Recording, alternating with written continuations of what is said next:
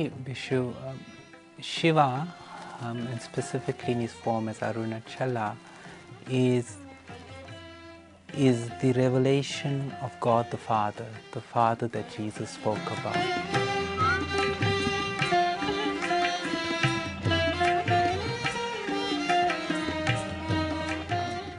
Before we even can get close to God, God has to come to us and remove the obstacles that prevent us from coming close to Him. So you see, the entire work of the soul progressing towards God is God's work.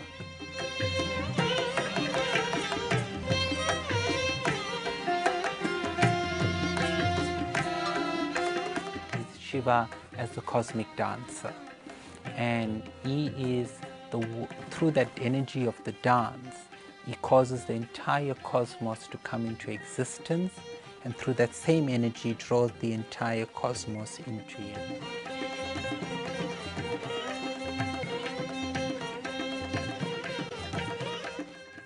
Saram, and welcome Father Francis Kumeran to the studios once again.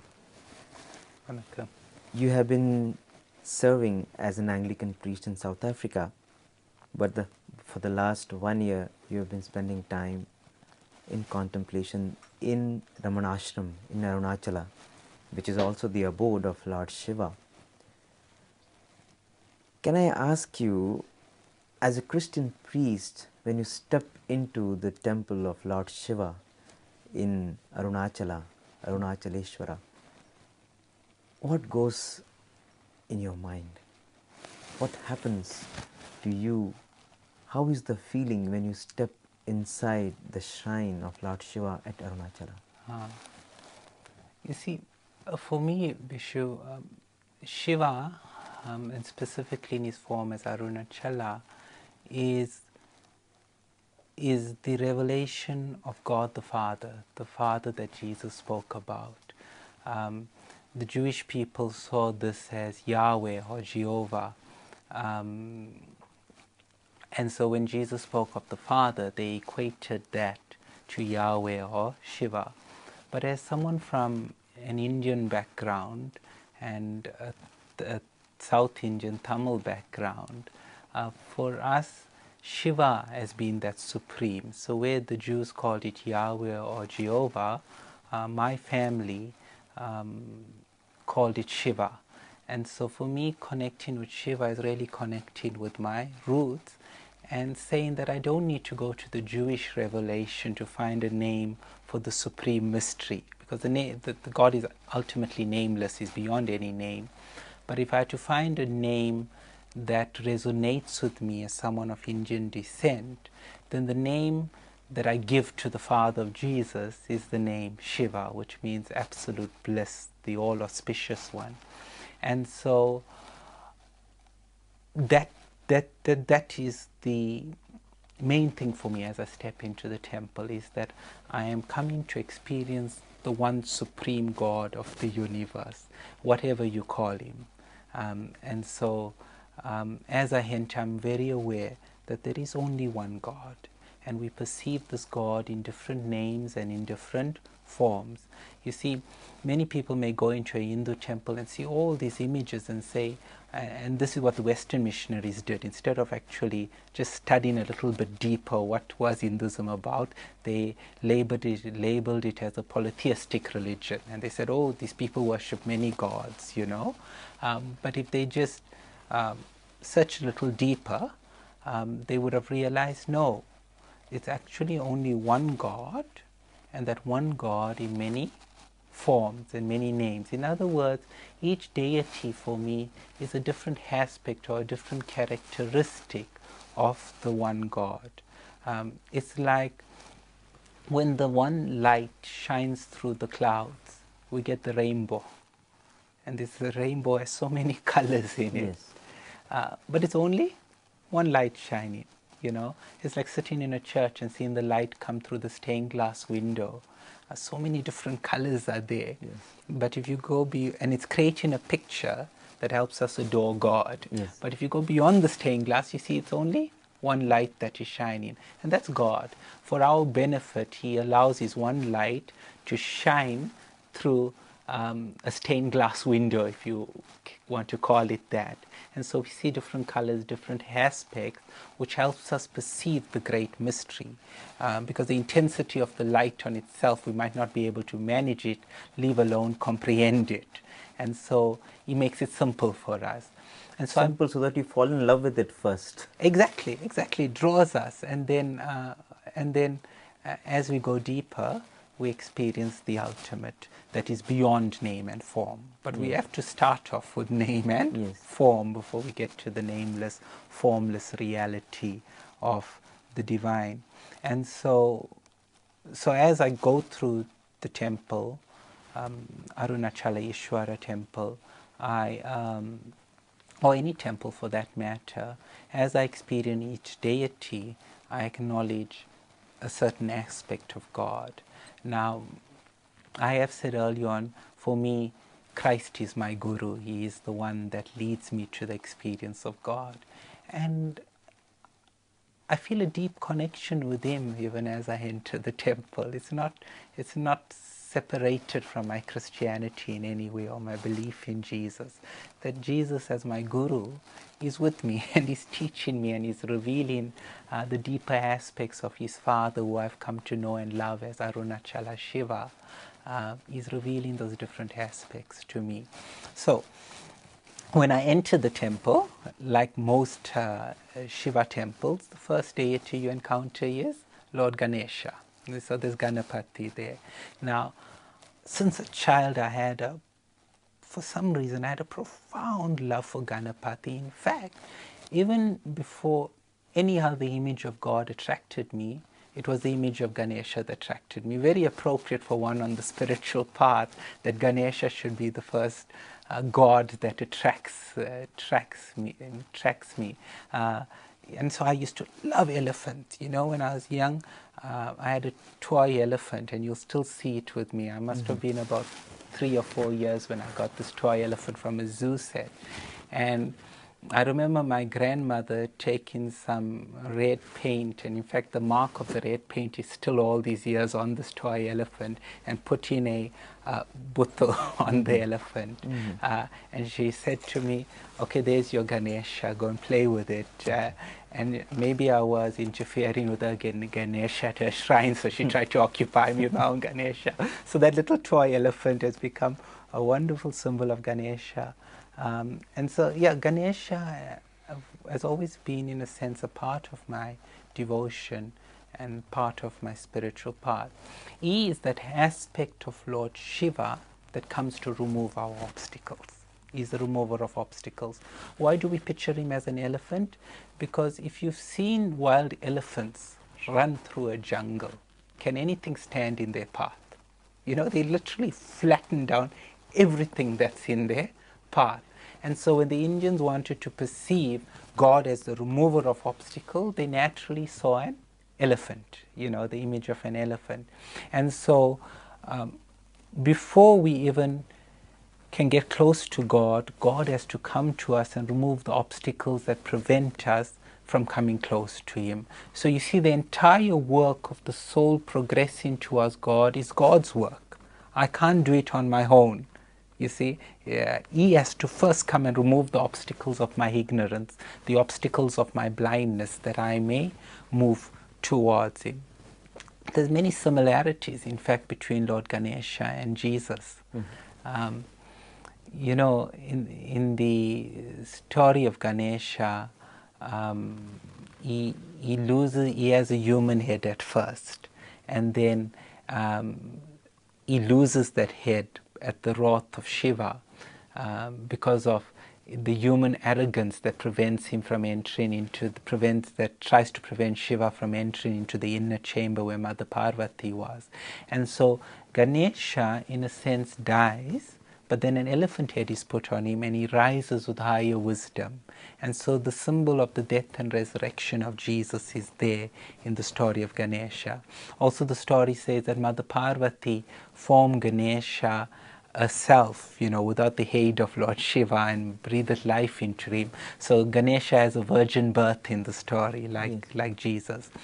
Interesting, the name Ganesha means Lord of Hosts, the one who is Lord of the armies of Lord Shiva. This very title is given to Jesus in the book of Revelation. Ganesha is the firstborn son of God. Jesus is described as the firstborn son of God. So you see the resonance that's over there between Christ and Ganesha. And obviously I resonate with that as a Christian, because I see Jesus coming as the remover of my ignorance and leading me to moksha, to salvation, even when I stand before Ganesha. Ganesha has a broken tusk, reminding us that God is prepared to sacrifice of himself for our salvation. You know, he broke the tusk and gave it for the writing of the Mahabharata in the story. And it's a reminder that God is prepared to sacrifice himself. And that's what Jesus shows on the cross when he sacrifices himself. Ganesha Lambodharaya has this huge belly, symbolic that he contains all things within himself. And when the scriptures speak of Christ, they say, through him all things were created, and in him all things hold together. So Ganesha holds all things together in the symbol of the huge belly. And so these are some of the thoughts and some of the experiences I have as I enter the temple and first interact with the one God who's manifesting as Ganesha.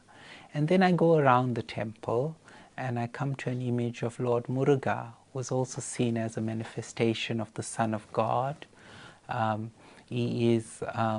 Muruga for me is the light of God that guides me. You know, in fact, one of the names we give to Muruga is Swaminathan, which means the Guru of the Lord, the one who, the Swami of Nathan, of the Lord. And because the story goes that he actually explains Pranava, the meaning of home, to Shiva. So he is actually the wisdom of Shiva manifest, the light of Shiva manifesting. He is the Guru himself. We often call him Guga, the inner cave, the inner Guru that guides us. And so I encounter Muruga as the light of God. So you see, God first comes and removes my obstacles. But now the path is clear, but I don't know how to walk on this path. So he now comes as Muruga, as the light, to guide me on the path. So he removes the obstacles and then he lightens up the path so that I may walk on the path. And so having greeted Lord Muruga, and obviously Muruga has a special meaning for me. You know, my family, our Kulu Devam is Muruga, the family deity is Muruga. In fact, my grandfather's name is Swaminathan, which is Muruga's name. My grandmother's name was Shanmugavalli, which is, Shanmugavalli is one of the consorts of Lord, one of the two consorts of Lord Muruga. And my name is Kumeran, which is also Muruga's name, yes, the Divine Son. So, so Muruga also is an invitation for me to awaken to my own inner light, is an invitation for me to journey within. And so having received this light of God in the form of Muruga, then I dare to go deeper into the temple. And when you go into most temples in Tamil Nadu, before the main sanctum you'll find three objects of worship. There's the sacrificial altar called the Bali Pidam, and then there's the flag pole and the Kodimaram, and then you get the Vagana, the vehicle, yes, of the god. And the way I internalize this is this way. At the Bali Pidam, the sacrificial altar, which is that sort of upside down lotus figure, I stand there and I say, I sacrifice here all my negativity. I sacrifice all my ego. As I come to you, Shiva, I want to come as pure as I can. Then I pray at the flag post, you know, and I acknowledge that flag is a reminder that this territory is God's territory, that I'm entering into a sacred territory. I'm entering into the territory of the King of Kings, and I let my consciousness and my awareness rise up like that flag, you know, leaving the base things behind. And as I set my mind on those higher thoughts, like that flag that's raised up, I start to move closer. And then I come to Nandi, who is the vehicle of Lord Shiva. And Nandi is really me. You see, Nandi is the soul. And I say to Nandi, you are so privileged that you get to carry the one who carries the universe. What a privilege you have. May I be like you at the end of this process. When I leave this temple, may I be the Vagana that carries Shiva in my heart. He's always there, but may I realize that I am carrying him with me. So after greeting Nandi, I then go inside the temple. And when you come into the inner court of the temple, in Arunachaleswara, for example, they have the 63 Nayanmas, the 63 Saivite saints there. And first they have the 4 great Saivite saints, Happar, Tiruyana Sambandar, Sundara and Manikavasaga. And as I look at these saints and I see their devotion for Shiva, naturally great love starts to rise up within me for Shiva. And then I walk around the shrine, and the first form in which I see Shiva now is in the form of Dakshinamurti. Dakshinamurti is Shiva in the form of Guru, teaching in silence. And the 4 sons of Brahma, the mind-born sons of Brahma, are seated there receiving the supreme instruction from Shiva in silence. And so I say, in the silence of the inner sanctum of my heart, which is symbolized by the inner sanctum, I'm going to enter in the temple, instruct me in the path of spirituality, draw me into your own silence. And so that's how I greet Lord Dakshinamurti. And then as you move around the shrine, you come to Lingotbhava, which is special to Arunachala. Lingotbhava is the pillar of fire, which Arunachala appeared as. So the story of Arunachala is this, if I may just say it quickly. Shiva appeared as a pillar of fire, which had no height and no depth. And so Brahma could not find the height and Vishnu could not find the depth of this fire, of the Supreme. And in the Bible, in fact, when God appears in the Old Testament, he appears as a pillar of fire. The exact same words are used. And so the father of Jesus, who appeared to the Israelites as a pillar of fire, appeared to our ancestors in southern India as Arunachala, this pillar of fire. And Vishnu and Brahma, when they come back and say we could not find the height nor the depth, they say to Shiva, please don't let this pillar of fire disappear. Leave us a sign that you are with humanity, that for all generations to come they may be reminded that you are with them. And so that pillar of fire cools down into the mountain Arunachala. So in the first yuga, it was a pillar of fire. In the second yuga, it was a mountain of gems, of sapphire. In the third yuga, it became a mountain of gold. And in this Kali yuga, it's become a mountain of rock. And so that Mount Arunachala is the actual presence of Shiva. In fact, a common saying in Tiruvannamalai is that in Kailash, he sits on Kailash. But in Tiruvannamalai, Annamalai, he is the mountain itself. That mountain is Arunachala. So this Lingotbhava, when I come before it, I'm encountering this mystery of Arunachala that has no height and has no depth. And at there, I sometimes would say, you are beyond anything. I can't find the height and the depth of you. So lead me into this mystery that's beyond anything my mind can ever comprehend. And then having moved from Lingotbhava, and as you come in now closer to the shrine, at the main shrine, just before you get into the inner sanctum, you encounter the image of Lord Shiva Nataraja. Now, I could speak for hours on Shiva Nataraja, but basically Shiva Nataraja is Shiva as the cosmic dancer. And he is, through that energy of the dance, he causes the entire cosmos to come into existence, and through that same energy draws the entire cosmos into him. So that whole process of evolution and the returning of the universe back to God is activated by the dance of Shiva Nataraja. And so, even in the church, we have a song that speaks of Christ dancing as the Lord of the dance. And I think quantum physics now Yes. even speaks of how the atoms move in a sort of rhythmic dance, you know.